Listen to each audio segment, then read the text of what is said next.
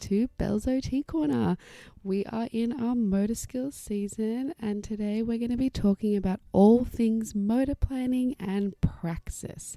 What they are, how they work, what that means for the kids in our lives. As always, we're going to dive into the nitty-gritty of what it means and how we can help kiddies that might be having some difficulties in these areas and what those difficulties might look like. So I'm sure you guys already know, but so far in the season, we've gone through our postural stability and tone. We've gone through our bilateral coordination. I might refer back to these things throughout the episode. So if you find yourself a little bit lost, just jump back into them, have a listen, and then pop back into this episode. The whole podcast is here for you to kind of jump around and pick and choose which bits you need or which bits of information you think you are missing at the time, or what you might need a bit of a refresher on. It helps to go in order, but please do feel free to jump back and forth as we go. So, couple more buzzwords, guys. This motor skills season, we're hitting all the buzzwords. It's good fun. So, praxis, I find, is becoming a bit of a buzzword, and motor planning is one that I think is definitely a buzzword within therapists, but it's something that we might say to teachers and parents in particular, and I wouldn't expect you to know what it is, but it's very, very helpful once you can understand what it is. So in very, very simple terms to start off with, and then we'll dig a bit deeper, but in simple terms, motor planning is the cognitive process or the thinking involved for us to be able to coordinate our body to do all the different actions in a manner that means we can execute the task successfully or not successfully, and learn from and fix that movement to then be able to do the task successfully. And what do I mean by this? I mean, imagine you are, a classic one that I do all the time is cleaning the house, and I've got to take extra stuff upstairs, and so I figure out just how much I can manage to fit in my arms and in my hands, and it's quite impressive by the time I figure out just how much I can actually manage to hold. Each of those movements and adjustments that I make to add that, extra cleaning product tucked under my arm, or I can hook my finger through some clothes to carry them upstairs. All of those different movements require its own motor plan to figure out how my body needs to move to adjust itself to be successful.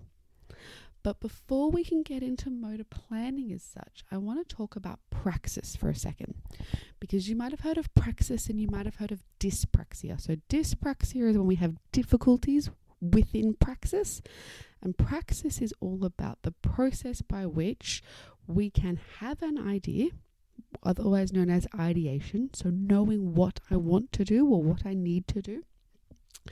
We then have motor planning, so that kind of flows through, and all of this falls under praxis. So ideation first, then motor planning, so how do I do it? How am I going to get my body to do it? And then I evaluate this process so that it becomes a smoother and smoother process as we go along. So if you imagine a baby learning to walk, or even a baby learning to stand, they kind of stand and they fall, and then they stand and they fall, and they might do it 10, 20, maybe even 50 times, and each time they'll make a tiny change.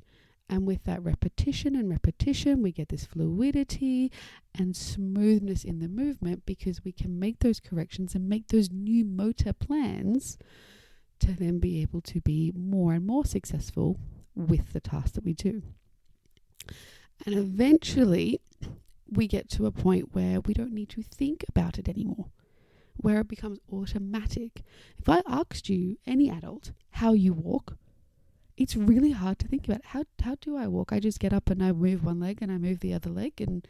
But what you actually do is you stand up and you maintain your balance on both legs, and then you shift your weight over to one leg and you lift up through your hip. Well,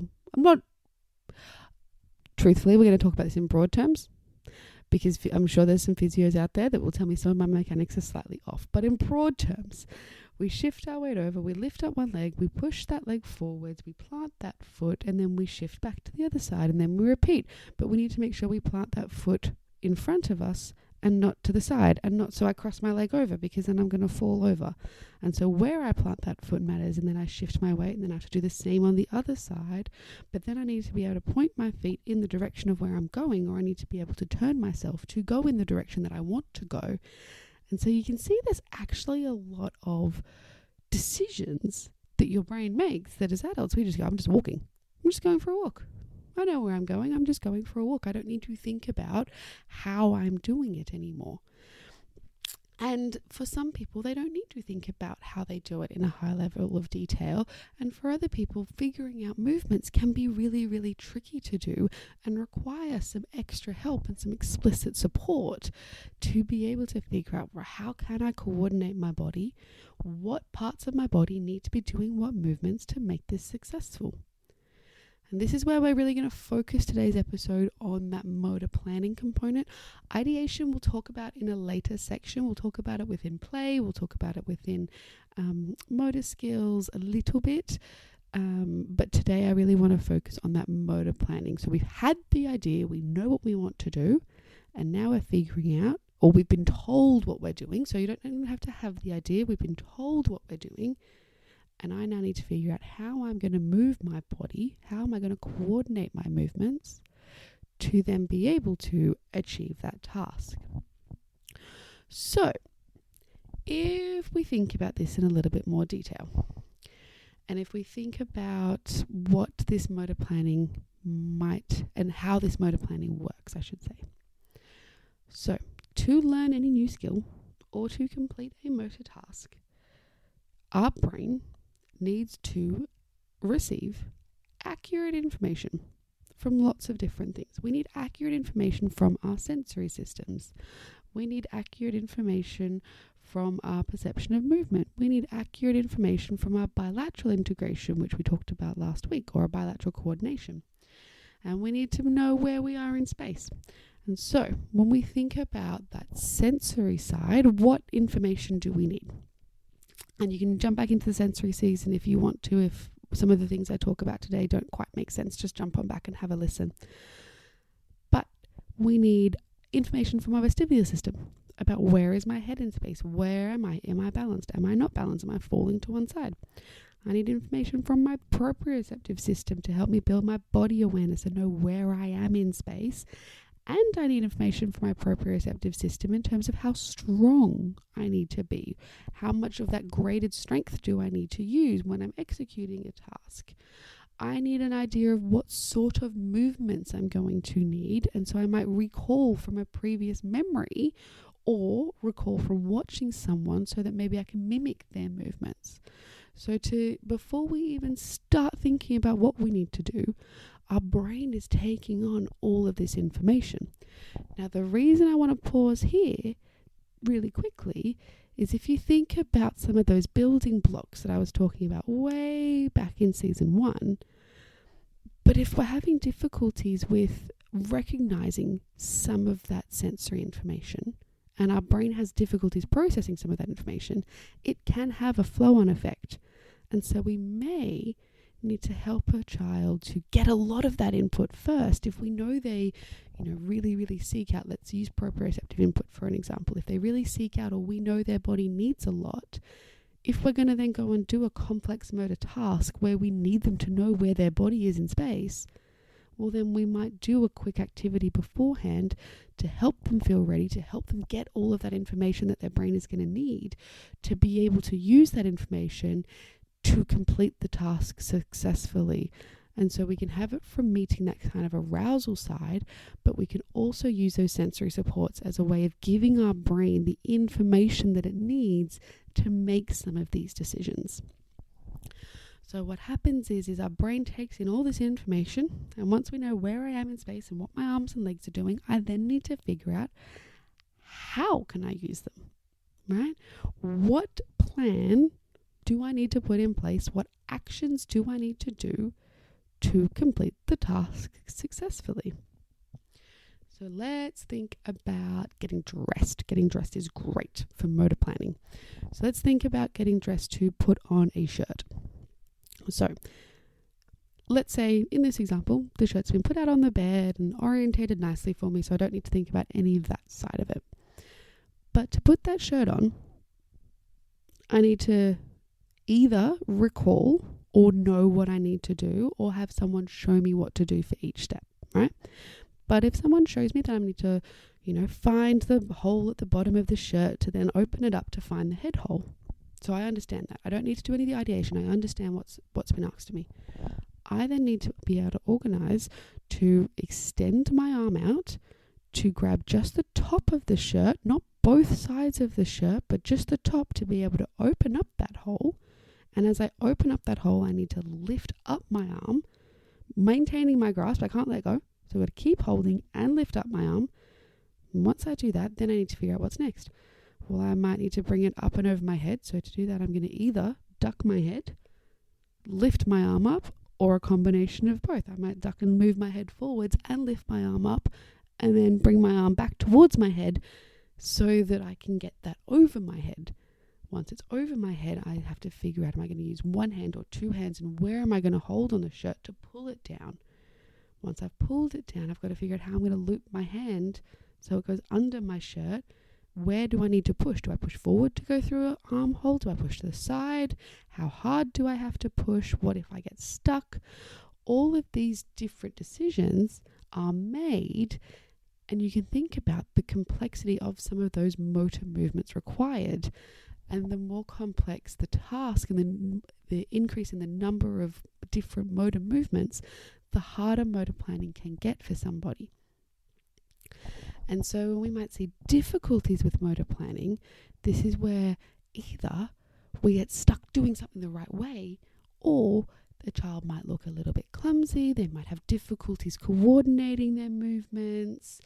They might be really slow to complete tasks, or kind of just get stuck and need you to kind of guide them through. Remember, we're going to push our arm through here and give that extra level of prompting. They might be really poorly organized with their belongings.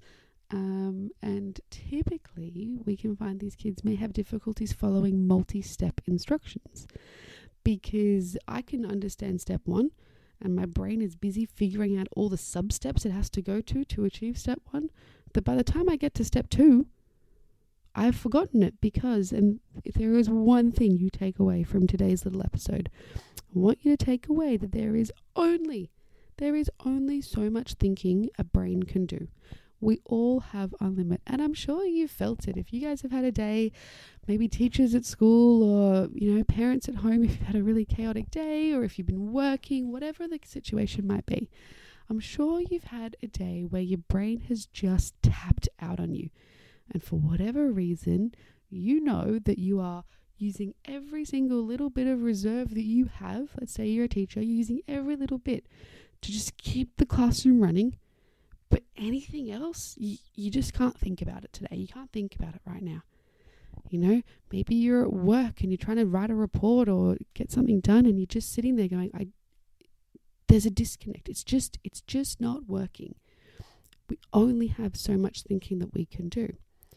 So imagine it almost like a cup. It's full of water. And we have a cup full of water for the amount of thinking that we can do. And we know that to learn a new skill, that's going to take half the cup. And then we want to tell the child the new skill and what they're going to do after that new skill. So you've lost a quarter of the cup. And this child might have difficulties motor planning, so they need that last quarter, if not more than that, to actually figure out how to get their body to move to do the task. And then all of a sudden something's got to give, and what gives is I forgot that second instruction. It was just too much. My brain couldn't hold all of these things in my head at once.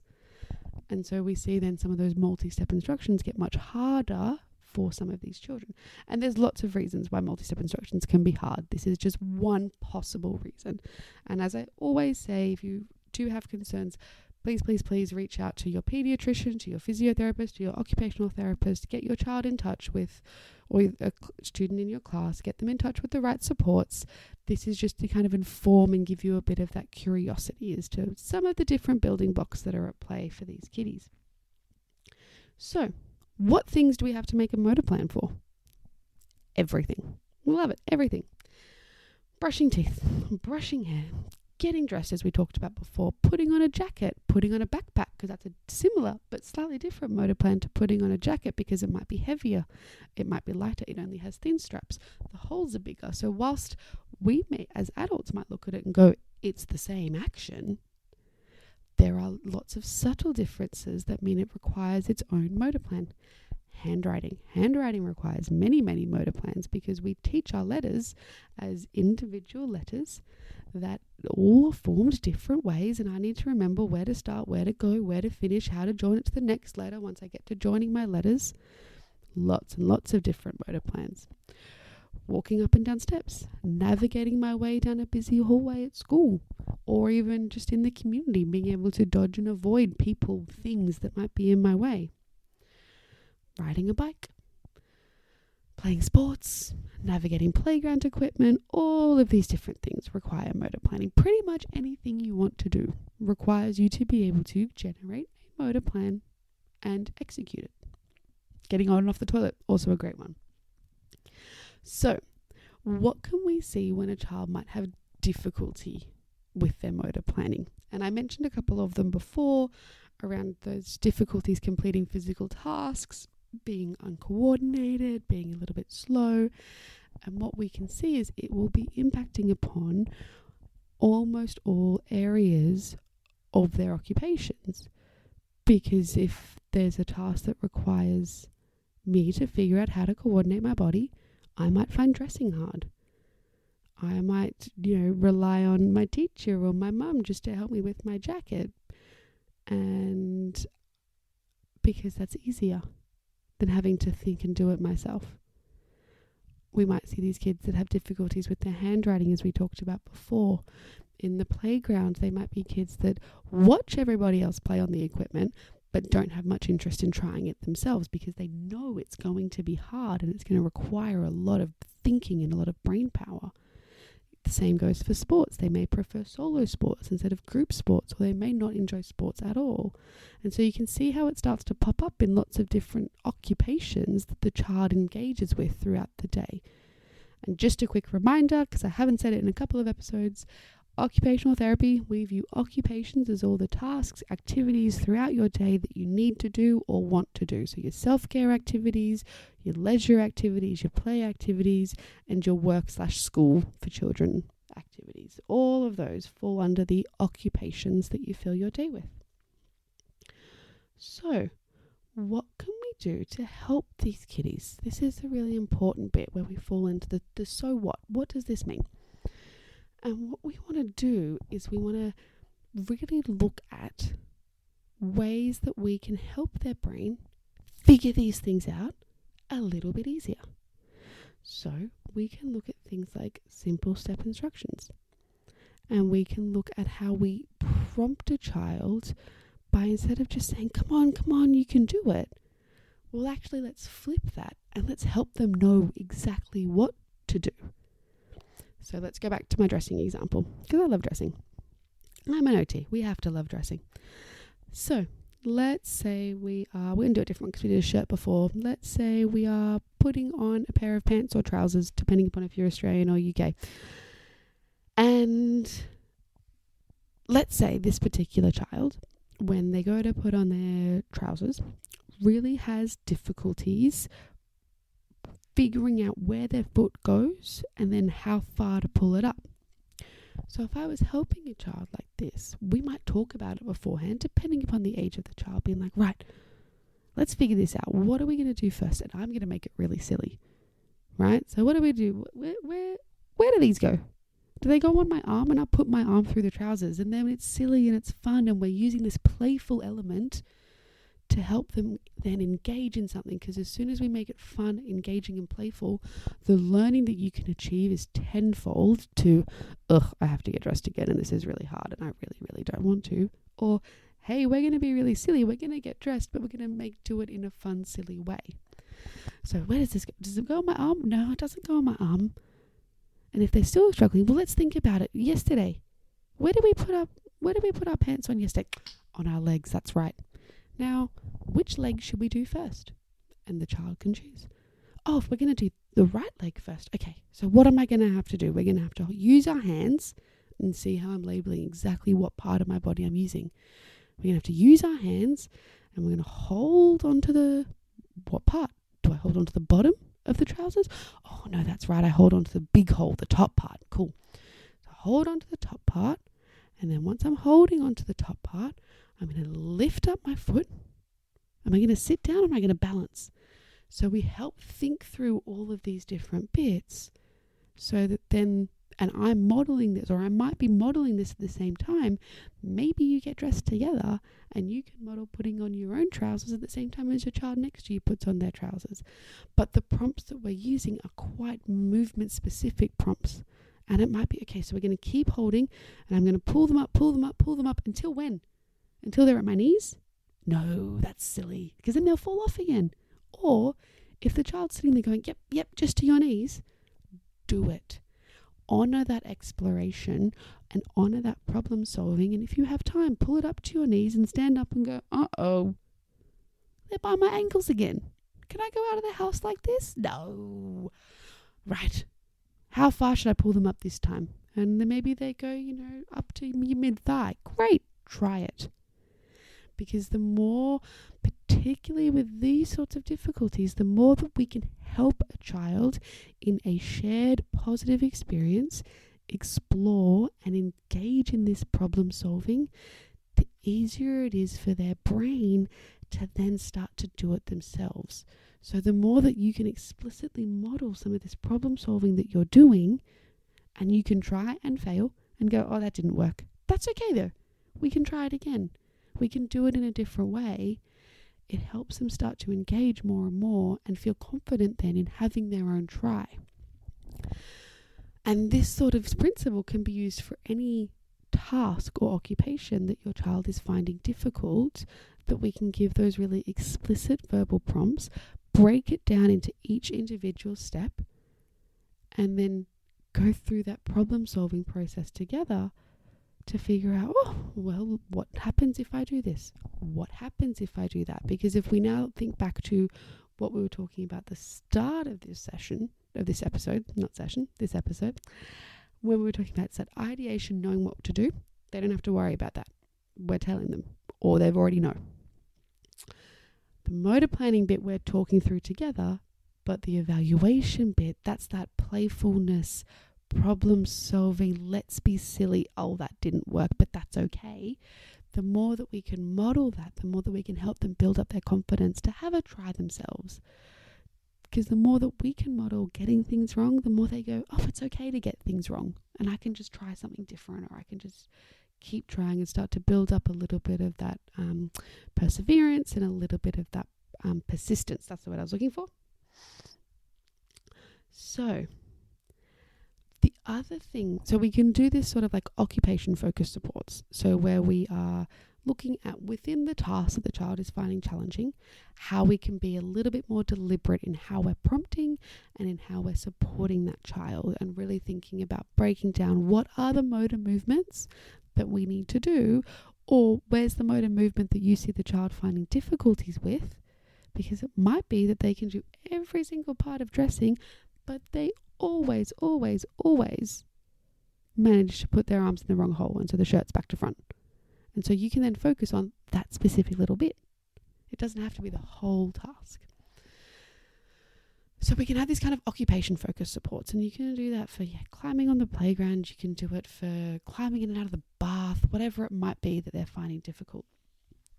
We can also look at how we can build in some games and some fun activities that are going to equally help build some of these motor planning skills. Because, as I always say, children's primary occupation is play, and they learn through play. Play is your most powerful way to engage a child. And so if we can build different silly games in to play with children at school, at home, wherever, in the playground, that's going to target and help them without them even realizing, help them think about and build some of these skills, perfect. That's how we want to do it. Because then when we come to those occupation focused supports, we've got a little bit extra to help us figure this out. So what are some of these games? We can play games like Simon Says, where they have to copy a movement or follow an instruction. So Simon says freeze. Simon says freeze. Or Simon says balance on one leg.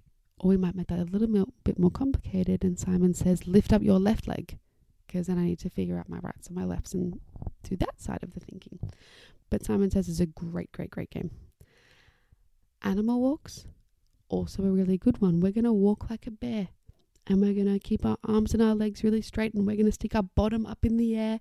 So we're giving those extra cues, and then we're going to stomp a hand and then a foot and then a hand and then a foot. And they can either do it together, but they can start to figure out how to move their body in a way that's not typical that they would engage with every day. It's not like they're just walking. We're making their brain think in a different way about a new movement. Obstacle courses are my best friend. I love a good obstacle course, and they do not need to be complex. Obstacle courses can be down your hallway where you've put pillows or spots on the ground or stickers on the ground, and you need to balance on each sticker. And then we're going to get to the rug, and I want you to crawl over the rug. And then we're going to get to a chair, and you're going to have to climb under the chair down the hallway. And then we're going to get into the kitchen, and when you get to the kitchen, you're going to hop on the tiles in the kitchen, or you might try and hop on each floorboard.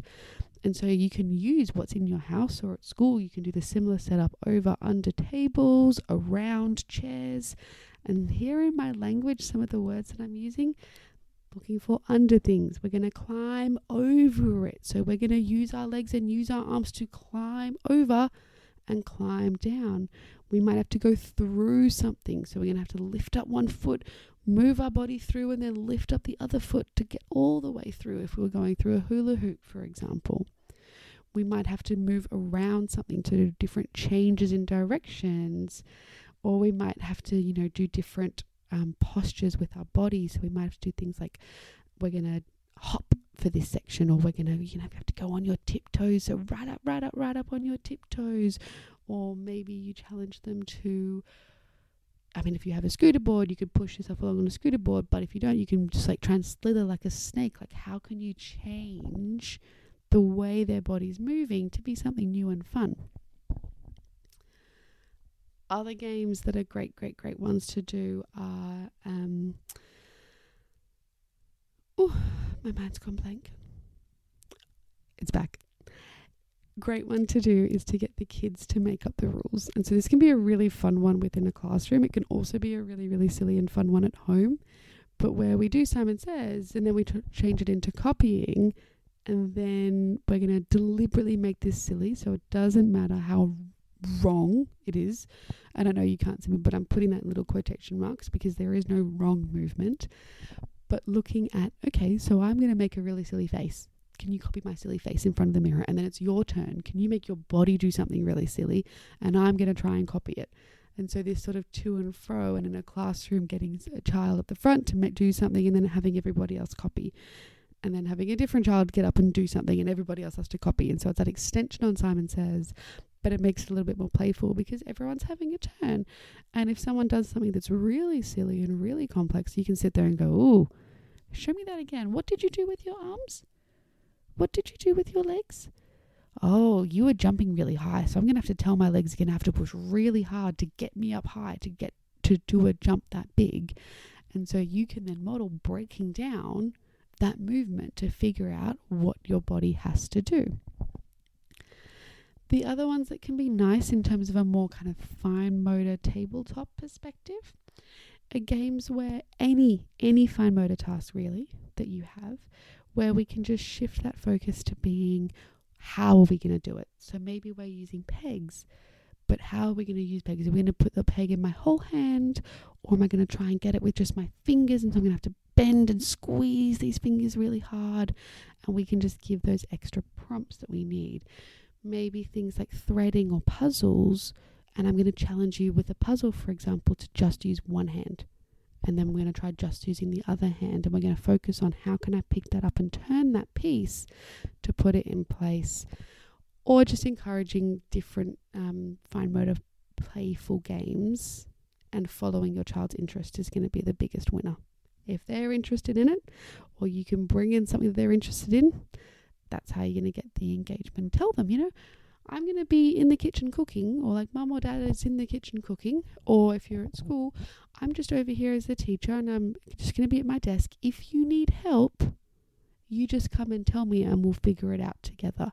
And so setting them up with this idea of they're going to have a try, but if they need help, you will come over and help them do that breakdown, because remember, back to the start, the more shared problem solving and thinking we can do together, the more we can help that child's brain figure out how to think in this way and how to think to figure out how to move my body, so that it can become a little bit easier for them and they don't have to use as much of their brain thinking about how I'm moving my body, and instead we can focus on what I'm actually doing. So to sum it all up and to run it through quickly, Praxis is the process by which we create movement and complete a movement. So we have that ideation where we have an idea and know what we want to do. We have the motor planning component, and then we have the evaluation component where we figure out, did it work, did it not work, what needs to be changed. Our motor planning, think about it as figuring out how I need to move my hands, my arms, my legs, my core. What movements do I need to make to complete a task, or to coordinate multiple movements to successfully complete any task that I'm wanting to engage in? It's that thinking behind how I move my body and what I need to do to move my body. Final little bit before we wrap up today is I just want to do a little bit focusing on the classroom. And so what we can see in the classroom if we have some difficulties with this motor planning is, I mentioned handwriting before, and I mentioned, any changes to a familiar motor task. We can see those kids that, might withdraw from PE, or if it's a new sport in PE, and so if it's a new term and we're doing dance now, and last time we were doing basketball and they're really not very similar, it might be much harder for this child to engage, and they may need that extra bit of support. Scissors can be a really tricky one, because I need to be able to open, close with one hand, but then coordinate twisting my wrist and managing my elbow not going up in the air like a chicken, but then my other hand has to hold and orientate and turn the paper. So there's just multiple different movements going on there. Playground equipment, be it climbing up on playground equipment, using swings, using seesaws, going at the same speed as their friends. And speaking of friends, the other one that can be tricky is if we're playing tag and then someone changes it to stuck in the mud, for example. And so now I need to figure out how I'm going to crawl under someone's leg to play stuck in the mud. And so those quick variations in a game that peers might make up can make it harder to be successful in engaging in that activity. And so we can just help these kids to go, oh, rules have changed, we're going to do it this way now. And we can help them figure out some of those movements that they need to do. So what are the big takeaways for today? Big takeaway number 1, there is only so much thinking a brain can do. We want to help the brain to be supported to do the tricky thinking so that we can still successfully engage in the challenging task or the challenging occupation. Takeaway number 2. Anytime we're looking at these things, we want it to be playful, we want it to be fun, we want it to have a little element of silliness to it. So if you're giving, some more explicit motor-based supports and prompts within dressing, make it silly. If you're doing it when brushing your teeth, how can we make it silly? How can we bring in that element of playfulness to support that child's learning? And biggest takeaway number 3, or final takeaway number 3, we want it to be a shared experience.